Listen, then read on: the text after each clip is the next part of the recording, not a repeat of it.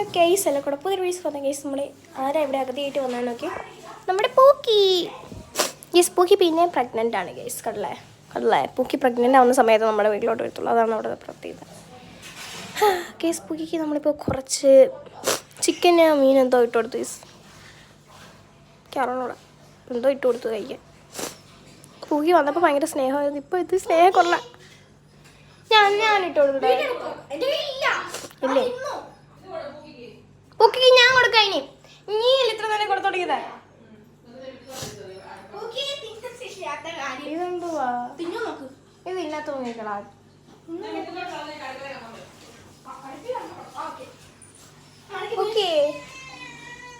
വേറെ പൂച്ചയാ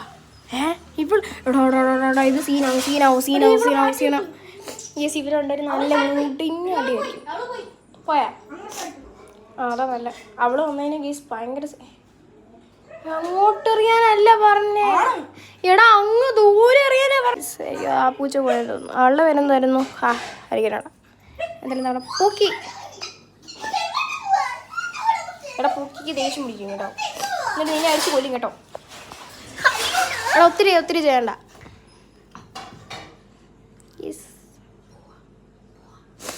എടാ പേടിച്ച് പൂക്കിയോടേക്ക് കഴിക്കുക. ഭാരം എന്തുവാടാ നീ എല്ലാം ഇട്ട് കൊടുക്കണം. അമ്മച്ച വരുമ്പോൾ അടിച്ച് കൊല്ലി കേട്ടോ.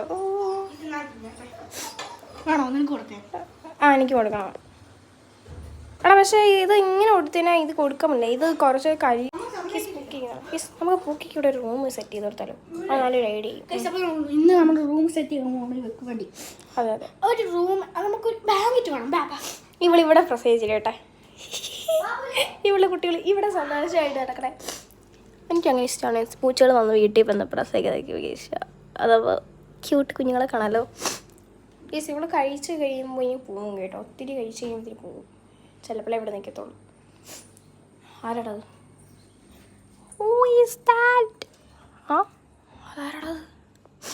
ഓ മൈ ഗോഡ് മറ്റേ പൂച്ച. എടാ മറ്റേ പൂച്ച ഇടാൻ നിൽക്കാൻ തോന്നുന്നു. അത് കടിയുണ്ടാക്കും മിക്കവാറും. കാണുന്നുണ്ടോയെന്ന് എനിക്കറിഞ്ഞൂടാ. ഇവരെ എൻ്റെ ഒരു കണ്ടതിനെ കടിയാണ്. അവൾ ഏത് പൂച്ചനെ കണ്ടാലും കടിയിട്ടത്.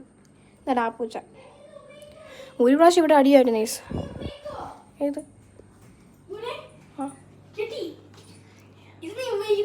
ഇത് എൻ്റെ അല്ലല്ലോ എന്നെ. ഇത് ആറയാ. ഞാനൊന്നും ഉപയോഗിക്കത്തില്ല ഇങ്ങനെ തിന്നു.